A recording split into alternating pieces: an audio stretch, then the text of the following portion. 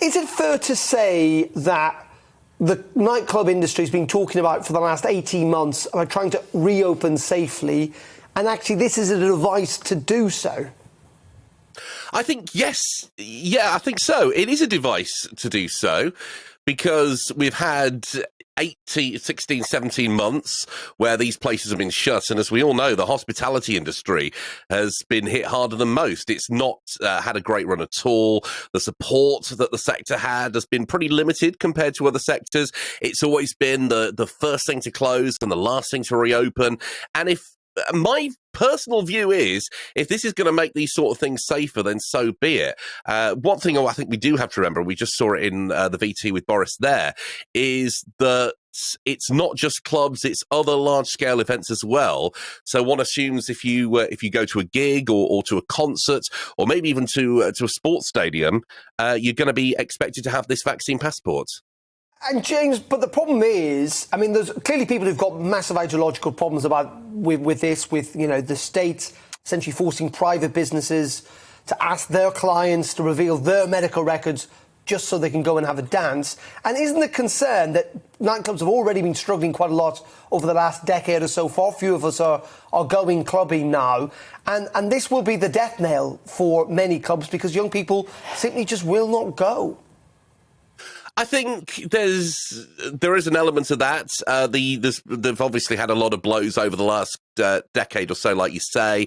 The economy's not been great. You've had things like the smoking ban, which have, of course, played a major part. Alcohol prices are much cheaper in the shops, so you've got the kids pre-drinking at home. But I think, if you're willing to have the jab, then you don't really have anything to worry about. Obviously, the problem comes with people that cannot have the jab for whatever reason, and what's going to be done about those people. However, I think if you are actively choosing not to have the jab when you can and you are eligible, and you're making a personal choice not to do so, I think you're going to have to accept that there's going to be a few consequences. In a previous life, I was cabin crew, for example, for the late Thomas Cook, and I had to have a yellow fever jab in order to be certified to fly. And, there's other jobs where you've got to have certain inoculations or you've got to have certain jabs to enter certain countries. And really, I just see it as an extension of that. And I think, if you're willing not to have the jab, if that makes sense, then you're going to have to accept that you are going to have restrictions placed on your life in the short term as we still try to get to grips with this brave new post-lockdown world in order just to keep people safe and keep the economy functioning at the same time. James, good morning to you. Also, I think there's, never mind, the fact that people have a freedom to choose, and absolutely you're right, and that's part of the difficulty. It's also going to be quite difficult to implement, isn't it? Because nightclub owners, club owners, they've got a lot to think about. They've got security aspects to think about. They've also got the thought that there will be a lot of fake vaccination passports doing the rounds. It's just a bit of a headache, isn't it, to be quite frank? I think that's a good point, Kirsty. How many fake IDs will we see? A lot of people say, when you get that card when you're vaccinated and everybody posts it on social media, they say not to do so because the batch numbers can be copied and things like that. So they are going to have to work a way around that. But, in the past, they've had to work a way around things like fake IDs for underage drinkers and things like that. In terms of security, I can see why there might be a case to bring this into nightclubs or gigs or concerts, anything that's already got security on the door.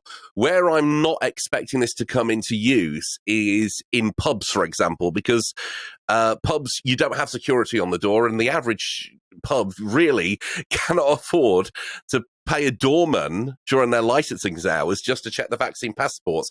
But I think it's going to be much larger venues that already have people on the door doing security where this passport system is going to come in.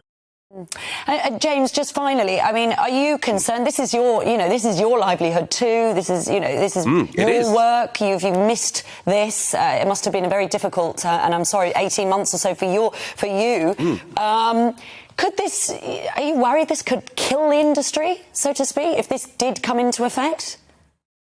I'm not worried at the moment, to be honest with you, Kirsty. I want to, take a few months and see how it goes. I've got my first gig back on Friday night. I do wedding DJs, wedding discos, wedding receptions, and I've not been able to work for 16, 17 months now. In fact, just last night, I was getting all my kit out of the garage and making sure it still works, because none of it's been used since March 2020. I feel that the vaccine passport system, if that's going to help keep me safe when I'm out going to these gigs and playing to these mass crowds, then, I'm willing to give it a go. I mean, it might work, it might not, but I think if it's potentially going to allow us to have that happy medium of keeping us safe while keeping the economy functioning, which, we really have to start thinking about now, then frankly, I'm willing to give it a go.